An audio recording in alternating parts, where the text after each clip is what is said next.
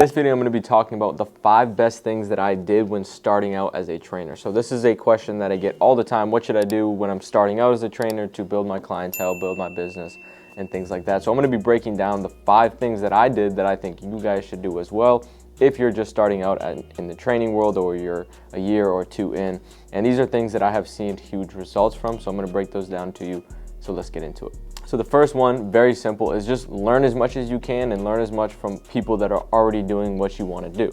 So for me, that was interning for other people, specifically Drew. That was reaching out to other trainers at a high level, asking them as many questions as I can. A lot of them didn't answer me, completely okay. And just learning from as many books, podcasts, and YouTube videos as I can. So I was spending as much free time as I could if I wasn't training, learning, building my knowledge, not only in terms of basketball, but in terms of skill acquisition, in terms of communication, in terms of psychology, in terms of the human body, and all those different things that tie into basketball and tie into what I did on a daily basis. I was learning everything that I possibly could. So as I did that day in and day out, over time it really built up to give me a solid knowledge base that I can kind of tap into now as a trainer and try to educate down the road. So the next thing that I did was just constantly putting myself in a position that I wasn't necessarily comfortable with. Constantly trying to do things that were slightly outside of my comfort zone. So I was running clinics that I didn't really think I was fully prepared to do, or going to speak in front of people that I was not comfortable doing. I was training people that I felt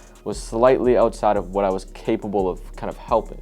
And constantly doing that forced me to level up, right? It forced me to try to put myself out there and do things I wasn't comfortable with, and every time that we do that, we grow as trainers, we grow as people. So if you're constantly waiting for, I feel like I'm not ready yet, I'm gonna wait till I feel more ready, there's never gonna be a time where you feel fully prepared to do whatever it is that you're trying to do if you wanna get to that next level.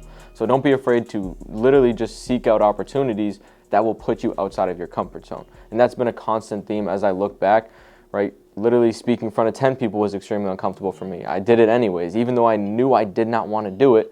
And then speaking to 100 kids was something that I was not comfortable doing, but I did it anyways, even though I know I didn't want to do it. And then same thing going to do the conference, wasn't necessarily comfortable speaking in front of that many coaches and people. Again, I did it anyways.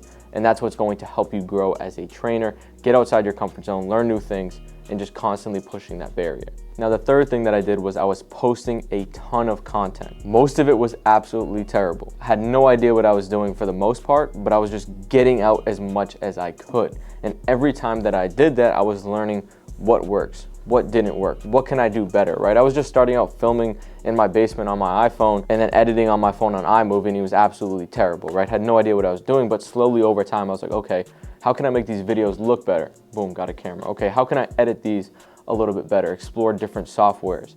Okay, how can I get better at editing? Boom, and then slowly over time, I got better at creating content, which helps me build my following and get more clients into the door to train with me. But that wouldn't have happened if I was trying to wait until my content was perfect, or wait till I got a nice camera or a nice cameraman who can do all my editing for me, right? I just constantly was putting out content. Even though it wasn't good, even though I didn't have a lot of followers, I was literally just trying to post every day. What can I post? I don't know. Got something out there, and then over time, I obviously learned a lot, which has built me up until now. But it just came down to, again, I wasn't really comfortable posting, did it anyways. Wasn't the most perfect content, again, did it anyways, just constantly getting stuff out and putting myself out there as a trainer, learning along the way, you're gonna get better. So the fourth thing that I did and really focus on, and still do to this day, is every single person I was training was extremely important to my business. Not only to continue to make money, but I knew if I did a really good job with that person, he would go tell somebody else, or other people would ask, hey, who do you train with? How do you get so much better? And then, right, it would come back, and then people would start training with me, and it would just create a snowball effect. So really, every single kid that I had, it didn't matter if it was a 5th grade kid, or it was a high school kid who was terrible, or the best player in the world. Every single kid that I had was extremely important. Again, I still do this to this day. There'd be days I had 5, 6 sessions in a row, and I'm dead tired, but I know this person in front of me is extremely important. I need to do the best job that I can, because he's gonna go tell friends, he's gonna go tell other coaches who he works with, and it's important that I build a solid reputation with every single player that I train. So don't think that, oh, I gotta wait till I get a college player to take him seriously, or a pro player.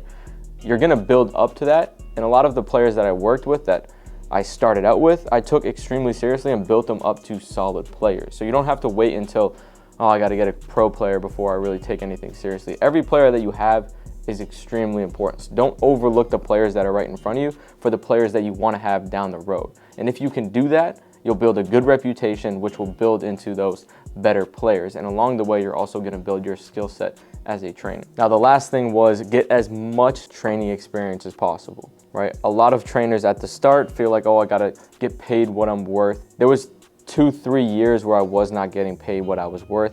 Even still now, maybe I don't get paid what I feel like I'm worth. But again, that's part of the process. If you're just starting out and you're trying to make as much money as you can in the first couple months to a year, you're just not going to get as much training experience because you're limited to the clients that are going to pay you. And most of the time, you're not even worth much money, if any, at all at the start.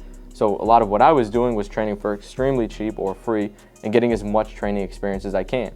I would train any person that had legs and can dribble, and I would train them anywhere at any time. So it didn't matter who I was training and where, I was trying to get as much training experience as I could. Again, every single kid that I had was extremely important. So if I had to drive an hour to train them, so be it, that's what I did. And because I did that, I got so much experience training, being in front of players, trying out different drills, coming up with different things and learning how to be the best trainer I could. And I wasn't going to let trying to get paid what I'm worth to kind of stand in the way of me starting out and building that clientele up. All of that experience, all of that knowledge built me up to now where I can charge more and actually get paid a decent amount of money, right? But if you try to do it all at the start, again, you're not going to get that much training experience. I've probably accumulated over 5,000 hours of training and being in front of people to this day already in the last 3, 4, 5 years, right? So because I did that, again, I built a lot of knowledge, I built a lot of experience. That pays me dividends now. So train anyone that you can, anywhere, anytime, for any price. Just get experience, get your foot in the door, get in front of clients, and build that knowledge base as a trainer. All of these things are kind of what built my base as a trainer, and something that if I could do it again, I would still do the exact same. So I hope this video helped you guys if you guys are a trainer, basketball trainer, or even just anything else regarding business. Hopefully you can take something from these 5 things that I did starting out. You guys can apply it and hopefully see some results as well. So if you enjoyed the video, drop a like, drop a comment. If you like these types of videos, hit the subscribe button, would really appreciate it. So we'll see you guys in another video soon. Peace.